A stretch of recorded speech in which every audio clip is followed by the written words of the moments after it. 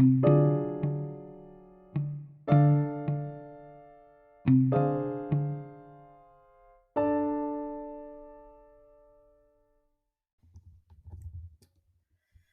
all my paranormal misfits, and welcome to the Paranormal Misfit Podcast. I am your host, Chrissy, and I'm here to talk about all things paranormal and spooky, from experience I've had to the shows, movies, books, to the lores and legends, and to the places known for the paranormal. I'm going to talk about it all. I myself am a believer with a healthy set of skepticism. You'll hear my thoughts and feelings about different topics. So cozy up with your favorite beverage of choice and listen along. For tonight's episode, it has topics of suicide, mental health issues, youth abuse, tragedy, and more. So listener discretion is advised. Also, the opinions and thoughts I share in this show are mine and mine alone. So basically, don't it's not set in stone. Don't take my word as like the end all. Whew. Okay, so on to the topic. I hope you all have had a fantastic week so far. I know I have. I had a Hocus Pocus viewing party last Saturday at my bestie's house. And now we're planning a few more fun Halloween things to do this month. Also, I'm a huge Discovery Plus subscriber. And this month is their kickoff for Ghosttober. And I couldn't be more excited because they have tons of stuff lined up and I'm just, I have it all planned. So anyways, while I'm not the biggest fan of them now, I was in the very beginning when they first came out. Ghost Adventures was the first ghost hunting show that got me into the paranormal today. As you know, they've kicked off their newest season with a two-hour episode special called Ghost Adventures Devil's Den, which does tie into tonight's topic, Los Padrinos, Juvenile Hall. So a little backstory on the Juvenile Detention Center. It was opened in 1957 in Downey, California, as a correctional facility for preteens and teens accused of crimes as small as shoplifting all the way to murder. This center was used to house the youths that were awaiting court and or to be moved to a new center. Open for over 60 years, this center housed both the male and female youth. This place was highly criticized during its operation. There were high rates of youth suicides and a despair within the community. The most recent issue, prior to closing at the end of July in 2019, was 6 guards who were detained for the excessive use of pepper spray on teenage girls. While it was reported that the workers of the center felt outnumbered and overpowered by the juveniles, there were far larger issues at hand. For the information that I found, in 1990, California Youth Authority decertified the facility itself, which was overcrowded, as youths were found sleeping on the floor. Staff was not processing health reports in a timely manner, and the facilities itself failed to meet fire codes. Originally, when this facility was designed, it was designed to house 401 youths, but at the time of decertification, they had over 741 youths in the facility. So, totally overcrowded. The center has a building called the SHU, or Special Handling Unit, where if you were a youth who didn't follow the rules or the personnel, you were sent there. So in 2001, the facility was found to violate the constitutional and federal statutory rights of the youth residents. Correctional personnel were found to be using excessive use of pepper spray, in which they sprayed handcuff use, those with asthma, pregnant girls, youth with mental issues such as suicidal and with special needs. Children who had mental health issues did not receive proper care for these issues while housed in the center. Some of the major deaths that happened in the center, these are a few that I found on not their website, but it looks like someone who had created the website, kind of like a justice type of website. So on July 1st, 2018, a 16-year-old Long Beach boy hung himself with bed sheets in the Los Padrinos Juvenile Hall, was eventually pronounced dead after being in critical condition for 6 days. The child was pronounced dead at 4:34 a.m. on July 7th, 2008. LA County Probation Department reported that the child was in the infirmary at Los Padrinos and was discovered by probation staff during a bed check. He was rushed to Downey Regional Medical Center and placed on a ventilator, where he was placed on the critical condition. Let's see. The probation department noted this is the first time in more than 20 years that this has happened. It is unclear whether the minor had mental health issues prior to entering the juvenile hall. All children are given a mental health screening prior to their admission to the juvenile hall. The child was not considered high risk for depression during his intake at Los Padrinos Juvenile Hall. Whew. Okay, so then let's see, that was 2008. So 4 years later, the Los Angeles jury convicts LA County probation officer for beating up a 13-year-old child while in custody at the Los Padrinos Juvenile Hall. On October 31st, the jury convicted Dwayne Jordan of 4 felony counts alleging that he beat up a 13-year-old boy being detained at the juvenile hall in 2009. The jury convicted him of assault by a public officer, corporal injury to a child, assault with a deadly weapon, and willful cruelty to a child likely to cause great bodily injury. He faced up to, that's it? 6 years, I'm so sorry. He faced up to 6 years in state prison on November 30th, 2012. Are you kidding me? Judge John Fisher sentenced the probation officer to only 4 years in state prison. Oh my God. According to the Los Angeles County District Attorney's Office, the probation officer allegedly kneed the 13-year-old in the face, oh my God, and pushed him into the floor. The child, who was only 5 feet 5 inches tall and weighed 130 pounds, suffered a cut and bruising to his face and broke a front tooth. Oh my. The case was prosecuted by the Deputy District Attorney Natalie Adaman, I probably butchered her last name, of the Justice System Integrity Division. The probation officer was fired from the probation department. The majority of probation officers at this juvenile hall are quoted to be hardworking and dedicated employees and are disappointed by the incident. Okay, sorry. Now, some of this information I am about to speak on, I got from, so all of the information prior to this, I had gotten off websites. This one in particular, this information next, will be from Ghost Adventures Devil's Den, while they were interviewing different, both former guards and employees of the facility to those who were juvenile youth housed in that facility. So Andy, a former gang member and youth at the center, spoke about the guards roughing up the youths, pinning them down, putting their adult weight on the youth. Jared, one of the former inmates, was hit by a guard in the chest for yelling in his cell. The former guard working in the SHU spoke about the building being used as a unit to hold the suicidal youth, calling it the Devil's Den. They claim that youth were speaking in tongue and telling the mental health doctors about them. Some youths were cutting themselves and drawing sigils in their blood. There's one room where they were said to have performed rituals. This is all the youth housed in the SHU. Another youth hung himself in the infirmary, which I had touched on earlier. And one former inmate that the team interviewed, his name was Ned. You could feel his sadness about his time and experiences at the facility. Both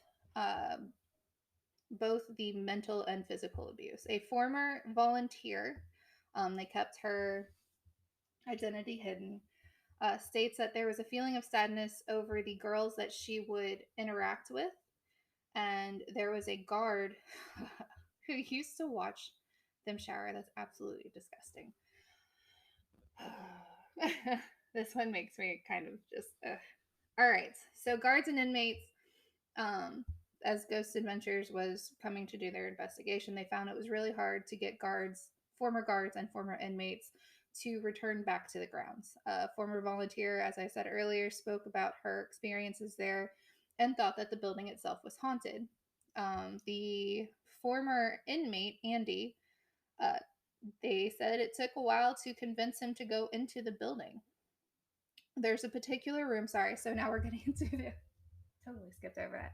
Now we're getting into the supernatural stuff that was reported by those who had stayed in the facility. So, as I said, the facility closed in 2019. By 2022, Ghost Adventures gotten cleared to do a ghost investigation, paranormal investigation.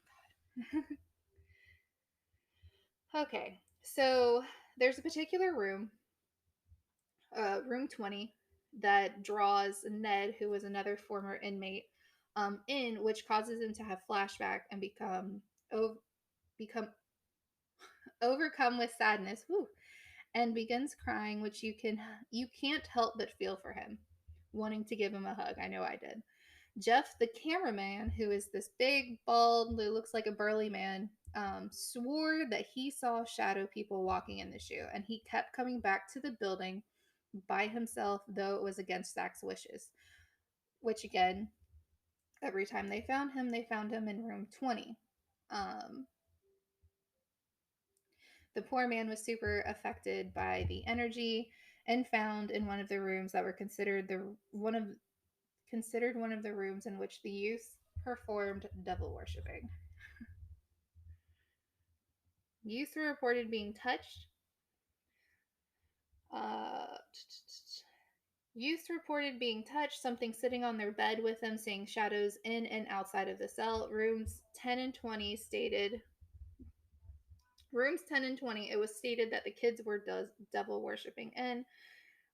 During their initial interview and kind of like a walkthrough of the facility before they did their lockdown, you can hear a toilet that flushes in a bathroom in the shoe. It went off by itself, and what they showed was it wasn't like a motion sensor, is one of those, the button, like a big steel button on the wall you got to push in, and normally those are kind of hard to push in. Let's see. Yes. So, all right. I was a fan of Ghost Adventures when they first came out, like way back when. What was that, like 2007, 2008 time period? Um, and like I said, they got me where I am today, really liking the paranormal. I will watch some of their episodes just for sheer entertainment. So some of the stuff I'm about to say, like, I watched it, I was like, what the fuck? But yeah, so here we go. So at one point, Zach is recorded rubbing the walls in a very weird, caressing way. Zach claims that the kids spoke in tongues, and all that was possessed, like they were possessed. The team, while they were doing their lockdown, felt rushes of coldness. They smelled nasty smells. They had EVP spikes and voices. Shadow figures, touches, feelings of not feeling like themselves, scratches, times accounted for. Over the course of the 2-hour special, while the guys were documenting their investigation of the place and what they personally experienced paranormal wise, and the ways that the team had acted made me go, like it really did. It made me go, guys, come on, like. So I am totally behind the whole. I really like them. I don't know. I guess up until like their 5th or so season, then they started getting kind of out of hand. At least for me. That's just my opinion. If you're a complete and utter Ghost Adventures fan, and you are wholeheartedly behind the way that they do their investigations, that's great. I do question some of their stuff. They're very they like to instigate, and I don't always agree with that. So, okay. So anyways, so as I'm watching the episode, the team constantly talked about if they should keep going on, and this is not during the investigation, this is right before they decide to do their lockdown. with the way that some of their crew members were feeling, the way that some of their interviews were going, and how those interviewees were reacting. They're like, oh my God, should we do this? Should we do this? Are we opening ourselves up to something that, maybe we can't bounce back from? Because, one of the main things that Zach always kind of references is Bobby Mackey's. So we have, obviously, like I stated, if they should keep going on now, they do go on. So a couple of weird, like, you kind of have to laugh at it. For me, I know I laughed at it. I was like, what in the hell did I just watch? So one part, I'm so sorry for laughing. One part of it was Zach walking by the camera in a trance, with a plastic chair, being very possessive over it. Like, that was wild. There was at least 3 times from when I was watching where Zach, Aaron, and Billy either all argued with each other, or there would be a pair of them arguing with each other. And it kind of reminded me of like grumpy old men. And they really did fight over nothing, in which they chalked it up to an evil force was making them do it. Aaron and Jay rolled. Now, this one was kind of cool. They tried to debunk it. I didn't, they couldn't debunk that, some sort of someone, in the actual real life realm had moved the ball. So Aaron and Jay rolled a ball that lit up down the hallway, and it was a bright one. They stood off to the sides, and so Jay rolled it to Aaron, and it somehow disappeared, only to be found in another room, which would be hard to do without visibly seeing someone move it, which we did not see on camera. There is a statement by Zach, and he states that there was a point when I was really disturbed. I lost time. I don't remember getting from point A to point B, and that scares me. Bagans. Yeah, sorry. Bagans told the Rap, which is a website. I had found some information on this episode as well, along with the notes that I took during it. So much fun. And it was weird. While I was fighting with myself and fighting with Jay, that's when there was a point in the episode where Zach was literally in Jay's face, and I commend this man because I'd have either laughed or pushed back because, personal space. I like my bubble, don't get in it. Like, he had like those weird eyes and, was like moving his head side to side. Kind of reminded me of like the haunted house workers, like where they sit there and they come around and they're doing all the weird side to side head movement and stuff. That's what it looked like. But anyways, so he stated, and it was weird. While I was fighting with myself and fighting with Jay, I had no idea that Aaron and Billy, who never fight, those two were getting ready to throw down. Billy's the nicest guy in the world, and he was getting ready to knock Aaron out. We just wanted to kill each other. It was incredibly disturbing. Okay. Now, as Zach, this is during the episode, towards about the end. I'd probably say like the last 15, 20 minutes, 20-minute mark.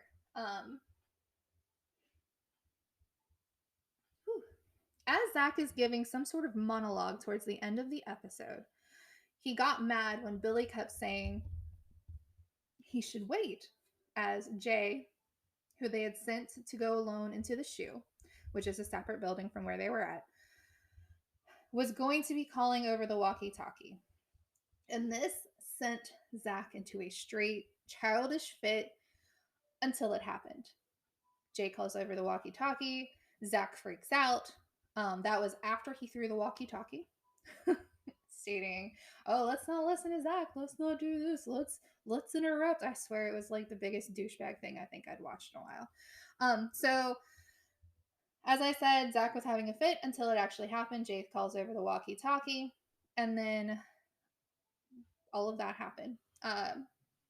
Zach has stated that this is another location, along with the infamous Bobby Max, that they would never return to after all of the demonic experiences and the toll it took on them after filming. Okay, so here are some of my thoughts on this. Okay, so Bear with me. Like I said, this is just strictly my opinion only. And, take it however you like. Make your own opinion, form your own opinion after gathering all of the information. So, now I still watch I still watch the show as it entertains me. Over the years, it has seemed to gotten more theatrical than real. I had issues with this episode. A lot of the Ghost Adventure team's actions seemed staged and overdone. It felt like it was a sheer exploitation of those who worked and were incarcerated there, like Ned. Watching him going over his experience and filtering through his emotions were real, but the questions about evil and demonic were so forced and exploitative. Ned cries about how the kids needed help with their mental health and they were being ignored. While I agree that there may be some evil there, evil comes in many forms, in my opinion, and the lack of human decency to the kids by the guards and the courts themselves added more fuel to this fire. Um, you know, as I stated, this facility had major issues with suicide rates among the youth, and that's very telling. While the paranormal community While in the paranormal community, there is talk about dark spirits affecting the living, throwing them into despair. I don't like the way that we treat this as if major mental health issues, um, that the mental health issues that are there must be something demonic, like means that something is demonic and it's afoot and all this stuff. To me, and through the reports and through all of the research I had did on this location, it's been proven there weren't enough resources.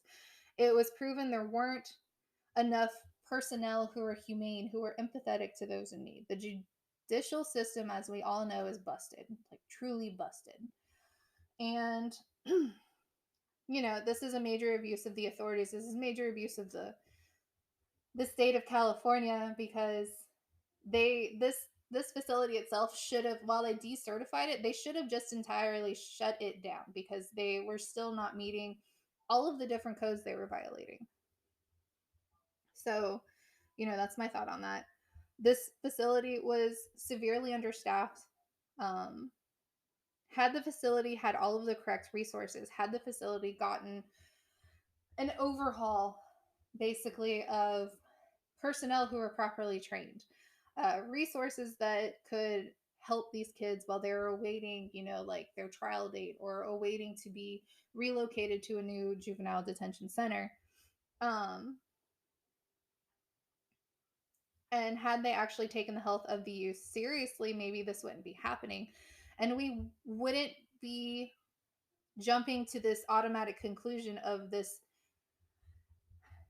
area being demonic. Now, while there were claims that kids were drawing sigils and blood and they're speaking in tongues and all of this stuff, some of this also does scream a mental health issue, and it also screams you know a cry for attention, a cry for help. Kids who are staying in a small cell, dealing with other kids acting out and lashing out, guards abusing their authority and such. And this kind of place would send even the strongest man into feeling the deep feelings of despair and sadness. Being in the same cell day in and day out, night after night, would even cause the sanest person to see shadows and hear things around them. If you've ever been depressed or if you ever dealt with mental health issues, you know that it can feel like everything is against you and you have nowhere else to go. So I'm highly, highly annoyed at how Ghost Adventures showcased this area as demonic. I'm not saying that those guards, the ones that they did do investigate, or the ones that they did interview at the location, who came off on the TV as very decent human beings, and the youths who did experience all the evil in the facility isn't true. That's their experiences. I am not discrediting their experiences at all. I do believe them more than the Ghost Adventures guys, and I'm not saying that that Zach Bagans in them, what they felt around them wasn't real. I'm sure it was. I wasn't there. You can't discredit someone else's findings unless you have blatant proof. I would just like to point out that over the years, the show itself has went from trying to find proof to, I think at one point they decided they were going to try and start debunking while investigating, and then from there it just seemed like, let's make everything demonic. So, they just it just went on a really weird, they scaled, I won't even say that they scaled up. The show has changed drastically over the years, and I'm not always in agreement with how they get their information or how they treat the information that they receive or how they perceive it to the general public. Um, I don't always agree nor believe what they show, and that's just me and my skeptic side, truly skeptic, um, because I like physical hard proof. And sometimes when I'm watching their show, I'm like, I mean, was that really an orb or was it a piece of dust? You know? Um, I do find it hard for it to be credible when, God, I don't even know how many seasons now. I know, what are we on, like season 25, 26 now? Um, I find it hard to find it. I find it hard to find it credible when there have been multiple other locations that they investigate that were seen to have demonic forces, and they had all of this crazy crap shit happen to them. And then you turn around and you watch like Destination Fear, which is actually now I won't say it's a spin off, but Dakota had worked, and I would probably say more like did like an internship with Ghost Adventures. They go to the locations and they're not easily, I won't say they're not easily, but they're not immediately jumping to, oh, it's demonic.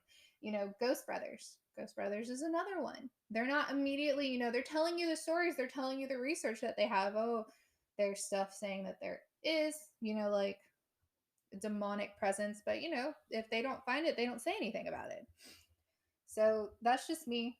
And people who have everyday people who do this for like a hobby or for fun or on a smaller scale that don't necessarily have the TV show. Those who are on YouTube, are going to the same locations as Ghost Adventures and not getting the same demonic presence, demonic overtaking that, Ghost Adventures gets. And I'm not saying everyone's, you know, investigation's the same, but I just find it really hard to believe that all these locations that the Ghost Adventure guys, touch are demonic. So that's just me. Um, so yeah, take it as you will. I still like watching them. They're a hoot.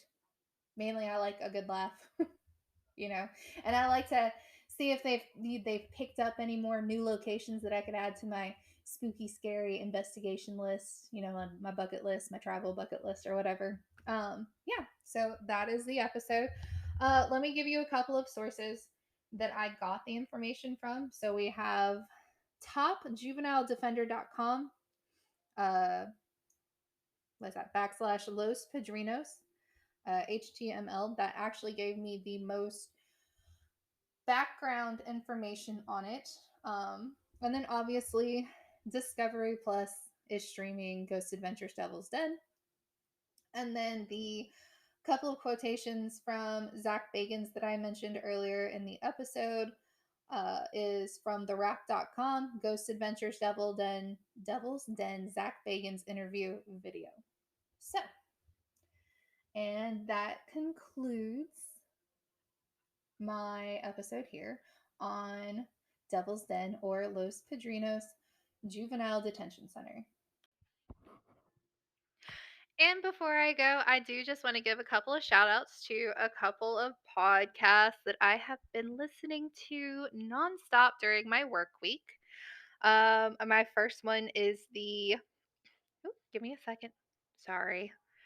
My first one is the Dead Podcast, and that's B and then capital D period E period A period D podcast. You can check them out on, I believe it's on Apple and on Spotify. I know I listen to them on Spotify right now. Another one is the Two Ghouls podcast. They're amazing. And then my last one is a paranormal state of mind podcast. So actually, I wanted to give a shout out to 3 podcasts today. They're great paranormal podcasts. The two the Dead podcast is amazing. They kind of cover, not kind of, I shouldn't say kind of. I apologize, ladies. Um, it is Desi and Emmy's, so DEAD is an acronym. It is Desi and Emmy's Abnormal Discoveries. So they talk about ghosts, demons, religions, tarot, astrology, and more. Their past 2 episodes I have thoroughly enjoyed. So they're only 2 episodes in, but their first 2 episodes have been amazing. One was about the rosary, very informative. And then the second one was about the evil eye, which learning what different cultures and how they interpret that evil eye is amazing. I absolutely loved it. Thank you, ladies. And I hope you guys have a fantastic weekend, and I will see you at the next episode.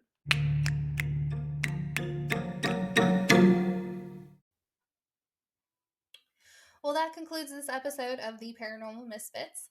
I hope you enjoyed this episode. And if you want to keep up with the latest and greatest, make sure you subscribe to this podcast on whichever platform you're listening to on. And give me a follow on Instagram at Paranormal Misfit. If you have your own spooky paranormal story you'd like to share or want to hear about a particular lore, place, or whatnot, please feel free to drop me a DM in Instagram. And on that note, I will catch you all later at the next episode, my ghouls.